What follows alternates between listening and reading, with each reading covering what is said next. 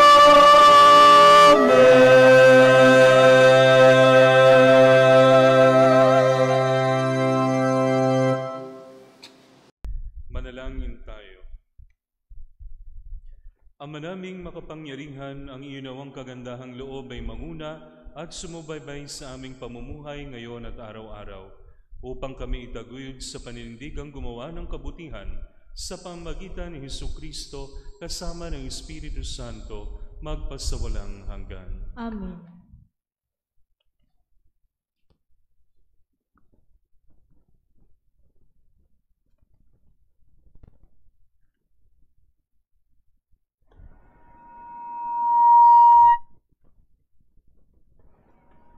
Ang salita ng Diyos mula sa aklat ng karunungan. Sapagkat napag-unawa kong ako'y tao lamang, ako'y nananalangin at binigyan naman ako ng kaalaman. Tumawag ako sa Diyos at binigyan ako ng karunungan. Higit na mahalaga sa akin ang karunungan kaysa trono at setro, at mas matimbang kaysa alinmang kayamanan. Hindi ko maipagpapalit maging sa pinakamahal na alahas. Ang ginto ay tulad lamang sa buhangin kung ihahambing sa karunungan. Ang pilak na may nagmimistulang putik kapag inihambing sa kanya. Para sa akin, siya'y higit pa sa kalusugan o kagandahan. Mas gusto ko siya kaysa alinmang ilaw, sapagkat ang luningning niya'y walang pagkupas. Nang kamtan ko ang karunungan, dumating sa akin ang lahat ng pagpapala.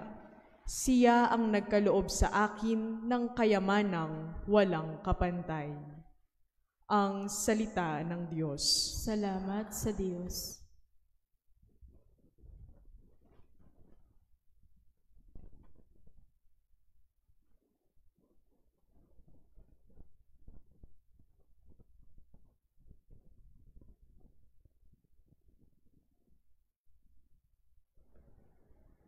Pag-ibig mo'y ipadama, aawit kaming masaya. Pag-ibig mo'y ipadama, aawit kaming masaya. Yamang itong buhay, naming maikli lang na panahon. Itanim sa isip namin upang kami ay dumunong. Hanggang kailan pa ba, poon, titiisin niya ring lagay nitong iyong mga lingkod sa gitna ng kahirapan. Pag-ibig mo'y ipadama, aawit kaming masaya. Kung umagay ipadama, yaong wagas mong pag-ibig, at sa buong buhay nami may galak ang aming awit, yaong naging hirap nami tumbasan mo ng ginhawa, singhaba rin ng panahon ang ipalit na ligaya. Pag-ibig mo'y ipadama, aawit kaming masaya. Ipakita sa lingkod mo ang dakila mong gawain. Sa kasunod naming lahi ay gayon mo ring ituring. Panginoon naming Diyos, kami sana'y pagpalain, magtagumpay sana kami sa anumang aming gawin. Pag-ibig mo'y ipadama, aawit kaming masaya.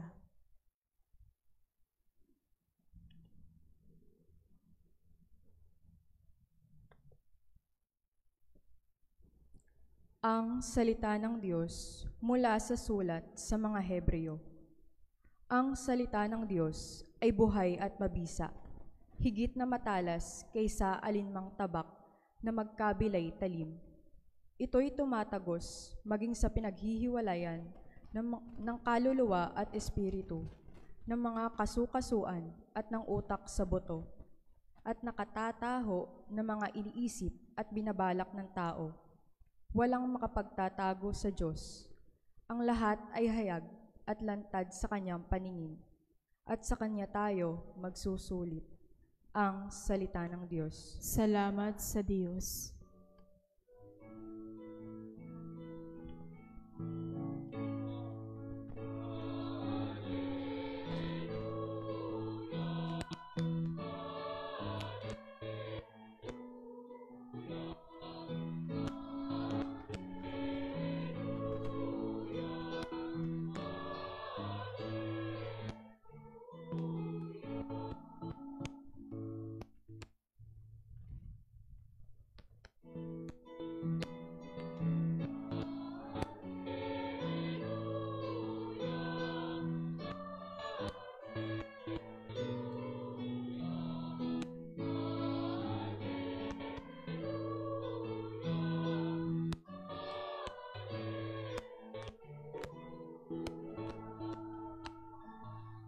Sumainyo ang Panginoon. At sumayo rin. Ang mabuting balita ng Panginoon ayon kay San Marcos. Papuri sa iyo, Panginoon.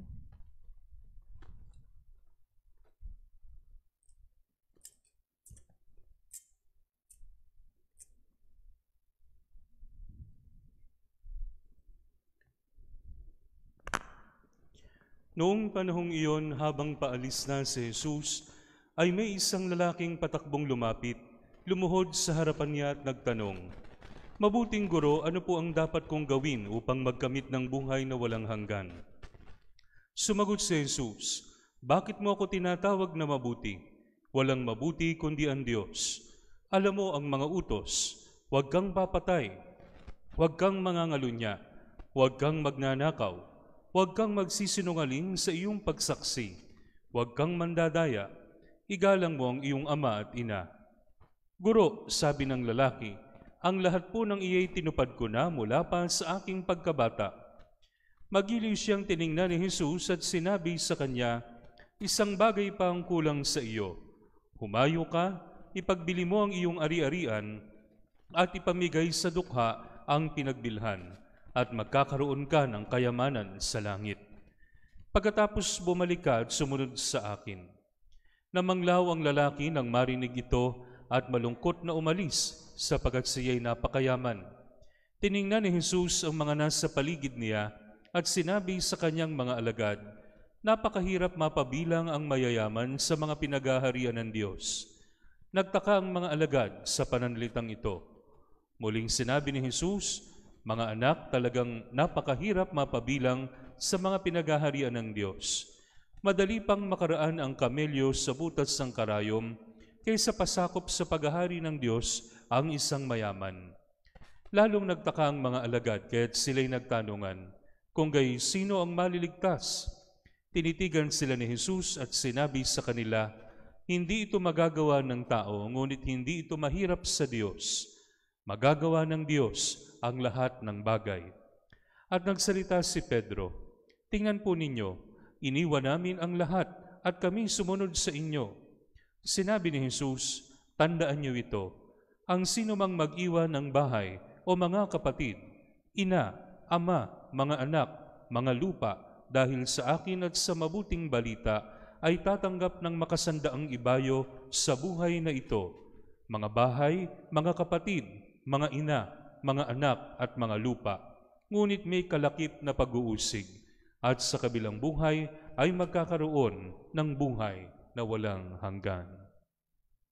Ang mabuting balita ng Panginoon. Pinupuri ka namin, Panginoong Hesukristo. Sa ngalan ng Ama, ng Anak at ng Espiritu Santo. Amen.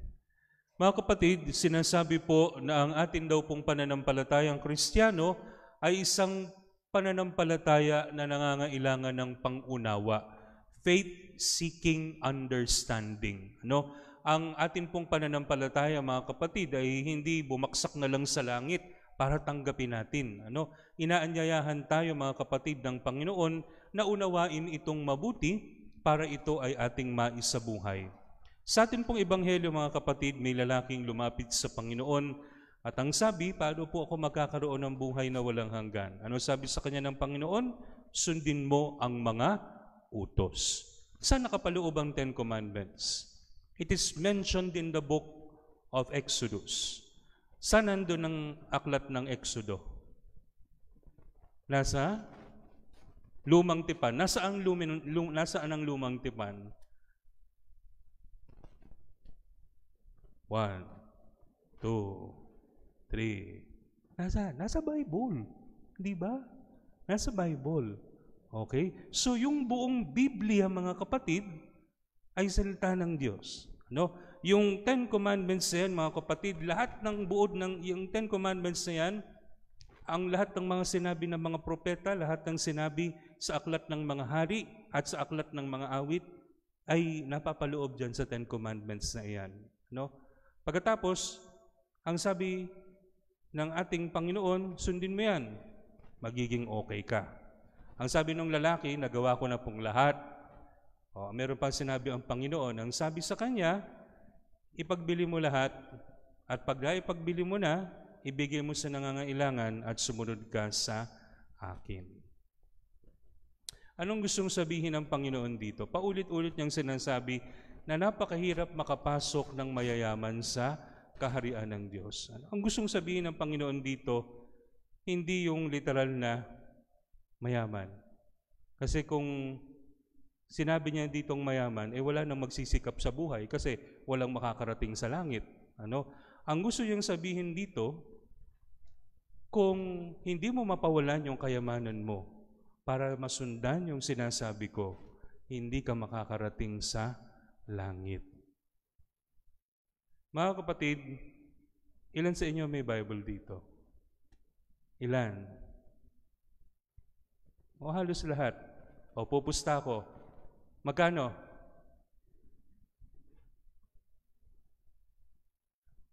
Sige, malamang sa malamang yung Bible nasa altar nyo doon sa pinakamataas, saka inaalikabok. Di ba? Babasahin. Babasahin. Ang Biblia, mga kapatid, hindi nakamukha nung araw na napakamahal ng isang kopya na hindi nakaka-afford yung mga tao. Ngayon, kahit sa mga cellphone natin, pwede ka mag-download. Ang atin na lang pong struggle yung bigyang pansin at bigyang panahon yung pagbabasa at pagsasabuhay.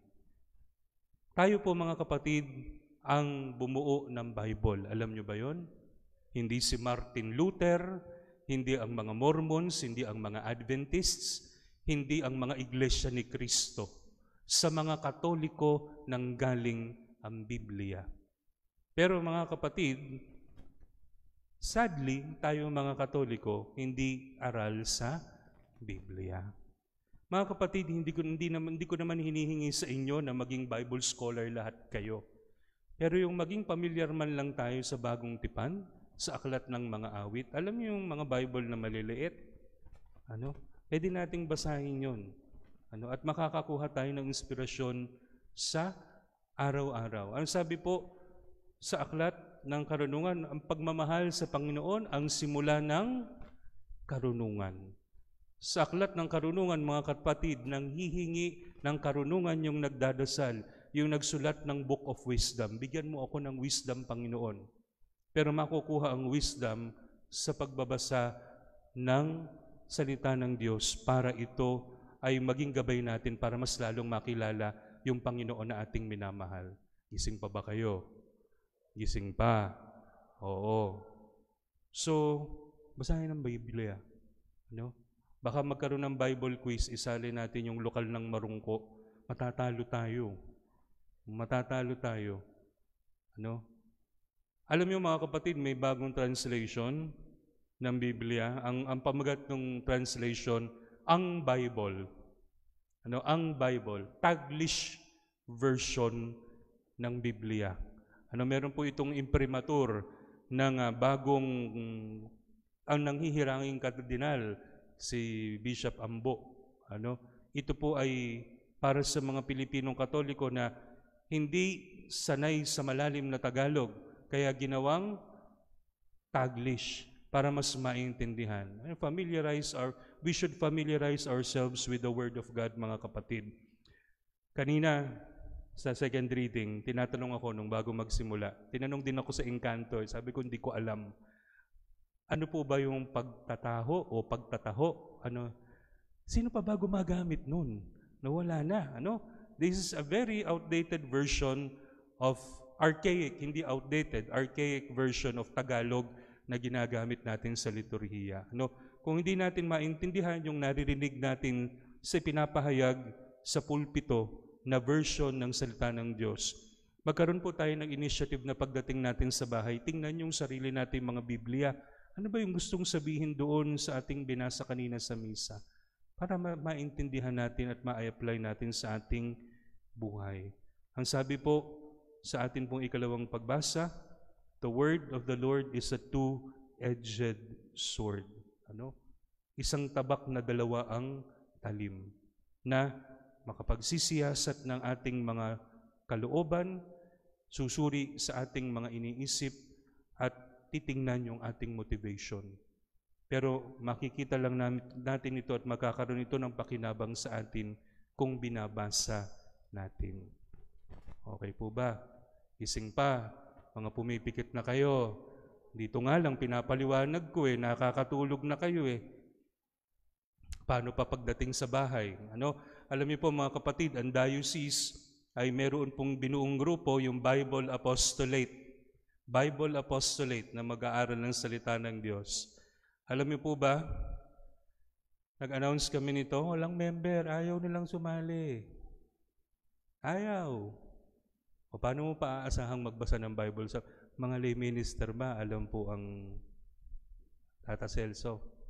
Alam mo ba ilan ba aklat ng Bagong Tipan? Very good. Okay. So, alalahanin po natin mga kapatid, siya sa atin, alalahanin ang sinasabi ng salita ng Diyos, walang taong perpekto, pero mag-i-improve tayo kung ginagawa natin paulit-ulit. Ito po ang ating pagnilayan sa gabing ito, sa ngalan ng Ama, ng Anak, ng Espiritu Santo. Amen. Ipahayag natin ang ating pananampalataya. Sumasampalataya ako sa Diyos amang makapangyarihan sa lahat, na may gawa ng langit at lupa. Sumasampalataya ako kay Hesukristo, iisang anak ng Diyos, Panginoon nating lahat. Nagkatawan tao siya lalang ng Espiritu Santo, ipinanganak ni Santa Maria Birhen, pinagpakasakit ni Poncio Pilato, ipinako sa krus na matay nilibing, nanaog sa kinaroroonan ng mga yumao. Nang may 3 araw na buhay na mag-uli, umakyat sa langit, naluluklok sa kanan ng Diyos amang makapangyarihan sa lahat. Doon magmumulang paririto at huhukom sa nangabubuhay at nangamatay na tao.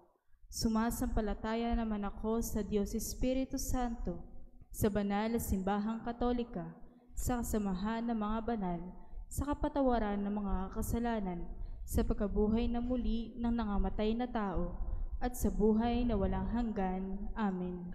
Dumalangin tayo sa amang nagtakdang mamuhay ang lala.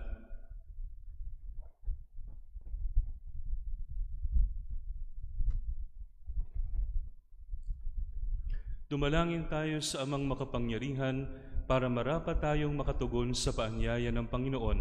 Ang atin pong itutugon, Panginoon, dinggin ang aming panalangin. Panginoon, dinggin ang aming panalangin. Para sa mga namumuno sa simbahan, upang pangunahan sila, nagpamalasakit sa mga nasa malubhang kahirapan at mga katutubong Pilipino. Dumalangin tayo sa Panginoon. Panginoon, dinggin ang aming panalangin. Para sa mga nasa pamahalaan, upang pagsikapan nilang iangat ang kapos na pamumuhay ng sambayanan, dumalangin tayo sa Panginoon. Panginoon, dinggin ang aming panalangin. Para sa pandiocesis ng pagtitipong pastoral, upang anumang layunin at balaking mula rito ay matupad sa tulong ng biyaya ng Diyos, dumalangin tayo sa Panginoon. Panginoon, dinggin ang aming panalangin. Para sa mga guro at mga magulang, upang ituro nila sa mga kabataan na higit na kayamanan, salapi at maginhawang buhay, ang buhay na nakakaayon sa aral ni Kristo. Dumalangin tayo sa Panginoon. Panginoon, dinggin ang aming panalangin. Para sa ating natitipon, upang lagi nating piliin ang buhay ng pagsunod kay Kristo, dumalangin tayo sa Panginoon. Panginoon, dinggin ang aming panalangin. Para sa mga yumaong isinabuhay ang diwa ni Kristo, upang gantipalaan sila ng kaganapan ng buhay, dumalangin tayo sa Panginoon. Panginoon, dinggin ang aming panalangin. Sa katahimikan ng ating puso, itaas natin sa Panginoon ang ating mga sariling panalangin. Amang maawain, dinggin ang aming panalangin. Tulungan mo kaming makasunod ng lubos kay Jesucristong aming Panginoon, magpasawalang hanggan. Amen.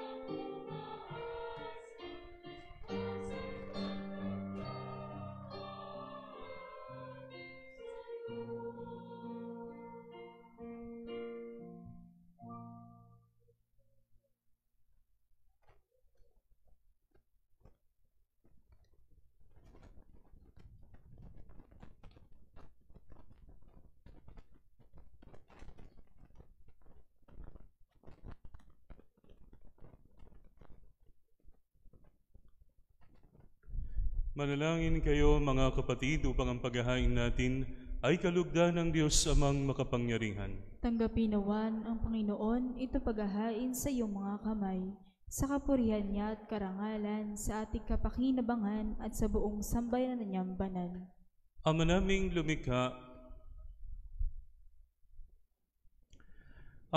lumikha, tanggapin mo ang aming mga panalangin na sumasaliw sa aming paghahain upang sa ginaganap naming pagdiriwang kami makatawid sa kaluwalhatian sa pamamagitan ni Jesucristo kasama ng Espiritu Santo magpasawalang hanggan. Amen. Sumainyo ang Panginoon. At sumayo rin. Itaas sa Diyos ang inyong puso at diwa. Itinaas na namin sa Panginoon. Pasalamatan natin ang Panginoong ating Diyos. Marapat na siya ay pasalamatan. Ama naming makapangyarihan, tunay ngang marapat na ikaw ay aming pasalamatan. Nasa iyo ang aming buhay, pagkilos at pag-iral. Sa pamumuhay namin araw-araw, tinatamasa namin ang iyong pagmamahal. Sa pag-ibig mong ipinunla sa sangkatauhan, ang Espiritu Santo'y unang aning bigay ng anak mong naglagak sa amin ng katiyakang nakalaang mabuhay kami sa piling mo kailanman. Kaya kaisa ng mga anghel na nagsisiawit ng papuri sa iyo nang walang humpay sa kalangitan, kami nagbubunyi sa iyong kadakilaan.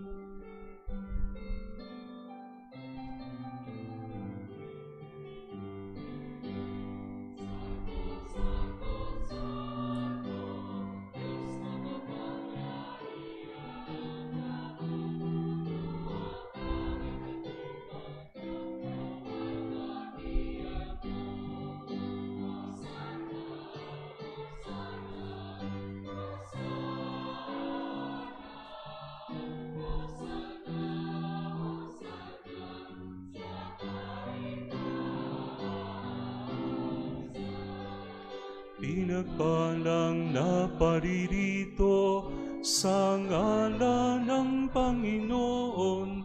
Hosana, Hosana, Hosana, Hosana, Hosana sa kaitaasan.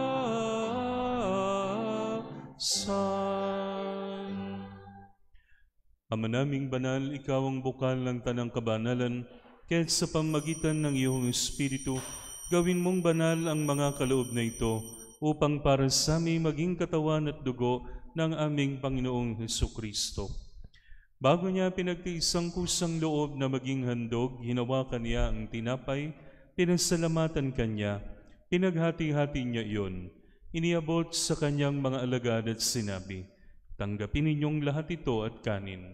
Ito ang aking katawan na ihahandog para sa inyo."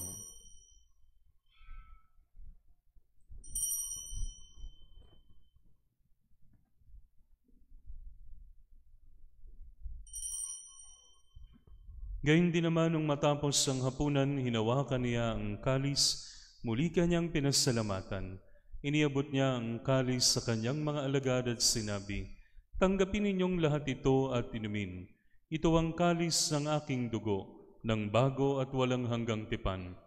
Ang aking dugo na ibubuhos para sa inyo at para sa lahat sa ikapagpapatawad ng mga kasalanan. Gawin ninyo ito sa pag-alala sa akin."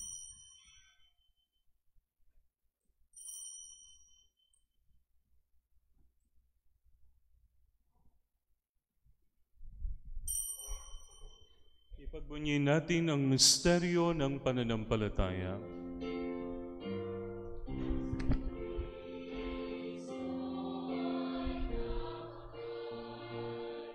Si Kristo ay nabuhay, si Kristo ay babalik sa wakas, sa wakas, sa wakas ng panahon. Ama, ginagawa namin ngayon ang pag-alala sa pagkamatay at muling pagkabuhay ng iyong anak. Kaya tiniaalay namin sa iyo ang tinapay na nagbibigay buhay at ang kalis na nagkakaloob ng kaligtasan. Kami nagpapasalamat dahil kami iyong minarapat na tumayo sa harap mo para maglingkod sa iyo. Isinasamo namin kaming magsasalo-salo sa katawan at dugo ni Kristo ay mabuklod sa pagkakaisa sa pamamagitan ng Espiritu Santo. Amalingapin mo ang iyong simbahang laganap sa buong daigdig. Puspusin mo kami sa pag-ibig kaysa ni Francisco na aming Papa, ni Dennis na aming Obispo at ng Tanang Kaparian. Alalahanin mo rin ang mga kapatid naming nahimlay nang may pag-asang sila'y muling mabubuhay, gayon din ang lahat ng mga pumanaw. Kaawaan mo sila at patuloyin sa iyong kaliwanagan. Kaawaan mo at paging dapatin kaming lahat na makasalo sa iyong buhay na walang wakas, kaisa ng mahal na Birheng Maria na Ina ng Diyos, kaisa ni San Jose, kaisa ng mga apostol at lahat ng mga banal na namuhay dito sa daigdig ng kalugod-lugod sa iyo. May pagdiwang nawa namin ang pagpupuri sa ikararangal mo sa pamamagitan ng iyong anak na aming Panginoong Hesukristo. Sa pamamagitan ni Kristo, kasama niya at sa Kanya,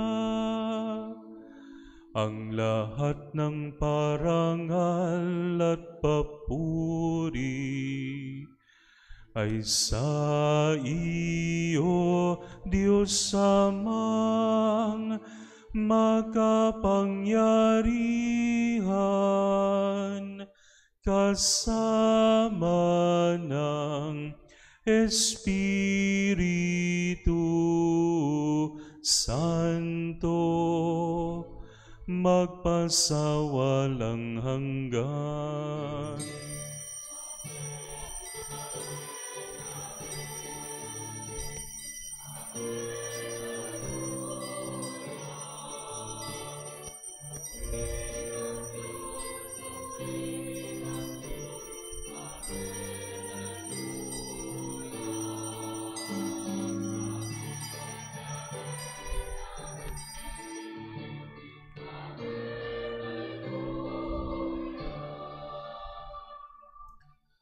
Sa tagubili ng mga nakagagaling na utos sa turo ni Jesus sa Panginoon natin at Diyos, ipahayag natin ang lakas loob.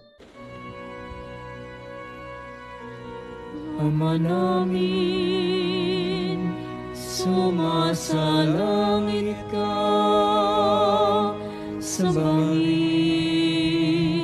ang ngalan mo,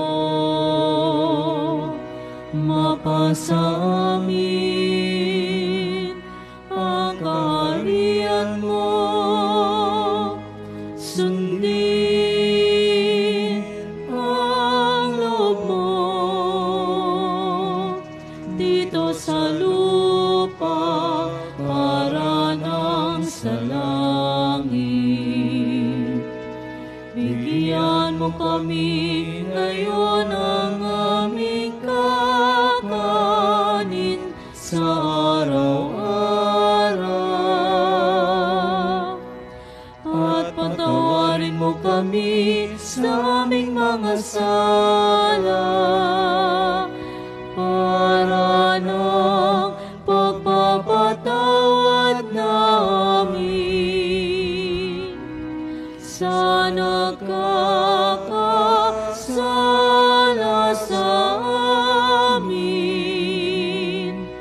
at huwag mo kaming ipahintulot sa tukso at iadya mo kami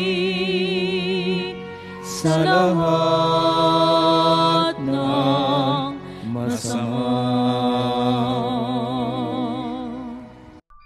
Hinihiling namin kami adya sa lahat ng masama, pagkalooban ng kapayapaan araw-araw, iligtas sa kasalanan at ilayo sa lahat ng kapahamakan, samantalang aming pinananabikan ang dakilang araw ng pagpapahayag ng tagapagligtas naming si Jesucristo.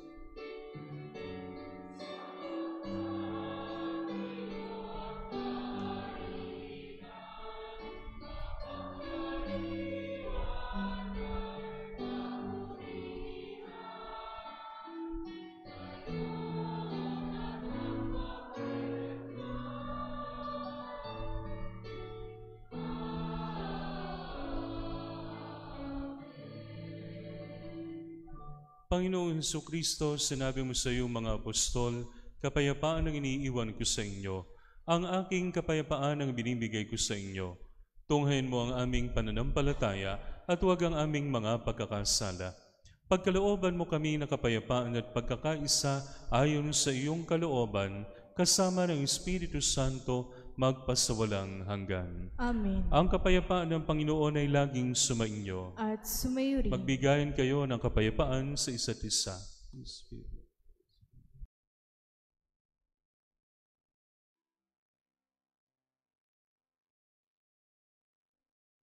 Kordero ng Diyos na nag-aalis ng mga kasalanan ng sanlibutan, maawa ka sa amin. Kordero ng Diyos na nag-aalis ng mga kasalanan ng sanlibutan, maawa ka sa amin. Kordero ng Diyos na nag-aalis ng mga kasalanan ng sanlibutan, ipagkaloob mo sa amin ang kapayapaan. Ito ang kordero ng Diyos, ito nag-aalis ng mga kasalanan ng sanlibutan. Mapalad ang mga inanyayahan sa kanyang banal na piging.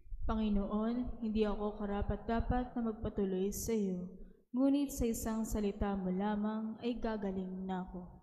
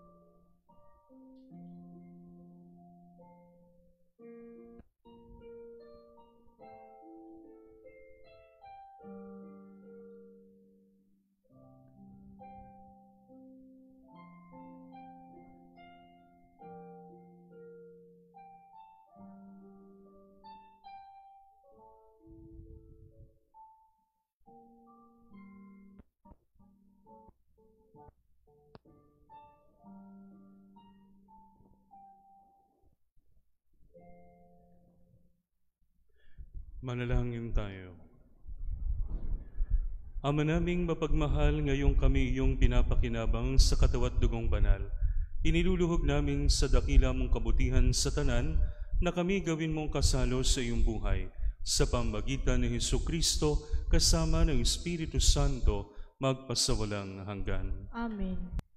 Sumainyo ang Panginoon At sumayo rin. at pagpalain kayo ng makapangyarihang Diyos Ama, Anak at Espiritu Santo, Amen. na iyalay ng banal na misa, humayo kayong taglay ang kapayapaan ni Kristo. Salamat sa Diyos.